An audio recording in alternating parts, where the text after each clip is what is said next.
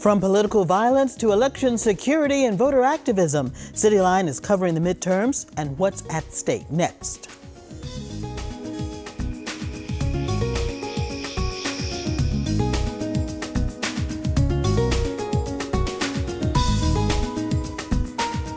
Good afternoon, I'm Karen Holmes Ward. The 2022 midterm election is just days away. On the ballot, local races that could impact the election system and statewide races that can alter the balance of power in Washington. There's a lot on the line as concerns grow over more frequent and serious incidents of political violence. Former presidents back on the campaign trail, stumping for their candidates in states that could decide control of the U.S. Senate. He's called Social Security a Ponzi scheme. They're destroying your jobs and destroying our country. Millions of Americans have already cast ballots in states with early voting. That, as a new ABC News Ipsos poll finds, half of all voters are focused on issues surrounding the economy and inflation, with abortion, gun violence, and climate change rounding out voters' top concerns. Days before the election, the FBI warning about heightened risks of political violence. This increasing habit of demonizing political opponents creates a dangerous climate.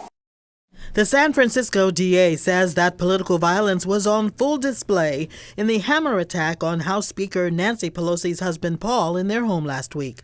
According to a federal affidavit, suspect David DePape allegedly told San Francisco police he planned to hold Speaker Pelosi hostage and to break her kneecaps if she lied to him. Prosecutors say DePape appears to have been driven, in part, by conspiracy theories, such as the false claim that the 2020 election was stolen from Donald Trump. Republican leaders have denounced the attack on Paul Pelosi, but not the underlying conspiracy theories officials say may have triggered the attack. We wish Paul Pelosi a recovery. We don't like this at all across the board. Threats against elected officials have surged since the January 6 riot. The Capitol Police now calling for more security, saying, "We believe today's political climate calls for more resources to provide additional layers of physical security for members of Congress." Homeland Security Secretary Alejandro Mayorkas spoke exclusively with ABC's Pierre Thomas. How toxic is this moment and how concerned are you? There are a number of forces that are fueling of violent extremism, ideologies of hate, false narratives, anti-government sentiment, personal grievances. The divisiveness in this country is of great concern. And joining me now is Peggy Shuker. She's the interim regional executive director of the Anti-Defamation League, and Paul Watanabe here with me in the studio, professor of political science at UMass Boston. The attack on Paul Pelosi, just another example of political violence. Peggy, what do you blame for the rise in extremism, anti-Semitic incidents, and political violence? Is there a connection? Yeah, there likely is. I think it might be good to just sort of level set the way we use the words. We're talking about misinformation and disinformation, and they're different. So just as sort of a grounding, misinformation is false or misleading information that's spread without malice or intent to mislead. And those who share it generally believe that it's true. Disinformation, on the other hand, is false and misleading information that's spread with malice and intent to mislead. So what's interesting right now, where we are, is that we have a lot of individuals who believe in this election-related conspiracy theory. They genuinely believe that the false stories that they've heard from sources that they trust are true. So that is misinformation, not disinformation. So taking that and the proliferation of this misinformation, people are now emboldened to act on what they're hearing. And that's where we're seeing a lot more activity, sort of culminating in events like the insurrection and the attack on Nancy Pelosi's husband. People are emboldened to act. Let me turn to Professor Watanabe here in the studio. What's your take? Well, in the piece that you played, you talked about the Republicans saying that they abhorred the violence but would not attack the ideology behind it.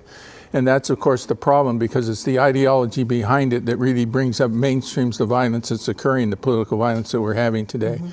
There's a connection between the two of them, and never in my memory has there been a greater effort by people in leadership positions to really promote this notion that violence, and this notion that we don't accept the electoral process, and that we attack those who are in charge of that process, etc., that's a legitimate extension of the way in which we should conduct our affairs here in the United States.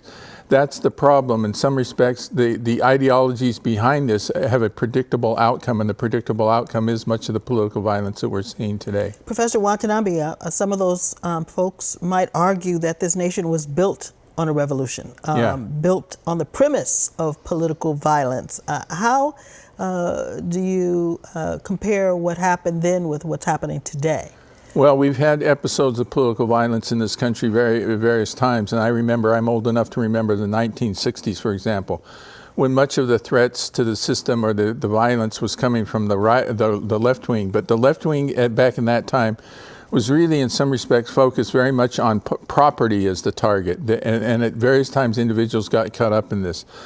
Currently, the focus is a lot more on individuals. Individuals are being targeted for their behavior, and ultimately they're the victims of these attacks. It's not property as there was in the 1960s, when people often railed against the corporate structure, the state, or the war in Vietnam, and so forth. And now I think it's unfortunate in the sense that this normalization and this unwillingness to really go against the fundamental thoughts behind the attacks, that I think is the disturbing part of it. What do you think is the fundamental cause behind the attack? Well, I think much of it, the current one, is clearly it's a right-wing effort in the United States. The notion of white supremacy and so forth is accompanying a rapid change in the demographics within the country is, I think, behind it. And this is, and just as I would say that much of the political violence in the 1960s was from the left, much of it is clearly from the right today. And it's from the right, it's its highest levels. It's not fringe elements. It's people within the people who are running next week on ballots in many states who are deniers and who are therefore fueling this sort of notion. Let's pull another note from history. Following the Civil War, Reconstruction, many African Americans registered to vote, elected to Congress, elected to Senate. Of course, then we saw a backlash, KKK lynchings, etc. Do you see any parallels with what happened then to the years following the Obama presidency? Yes, I do, and part of it is the demographic change that I'm talking about. Whenever the country has gone through these dramatic changes in terms of the uplifting of blacks or the freeing of blacks from the Civil War period of time and during the period of Jim Crow, there's always been a response by the mainstream society. And I think there's a bit of a response now to a society, the United States, which is going to become a majority non-white country within about 20 years. And there's a clear response to that reality.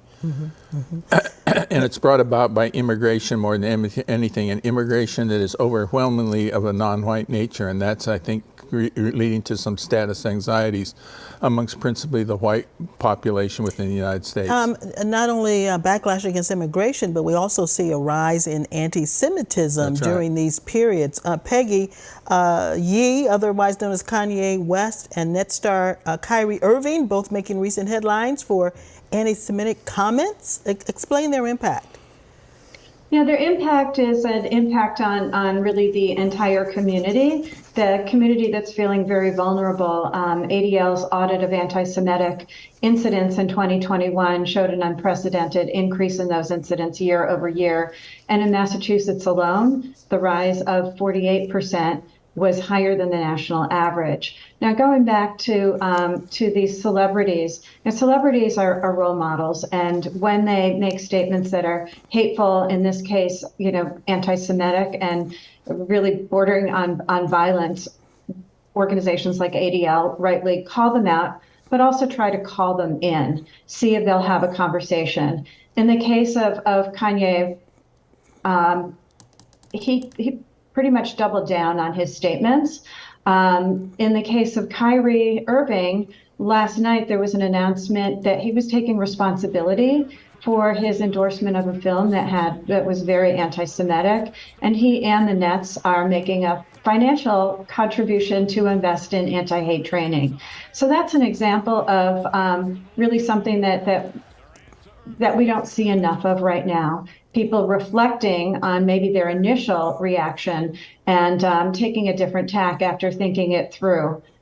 Peggy, as we close out this segment, I'd like to ask both of you, how do we lower the temperature before we get to the point of no return?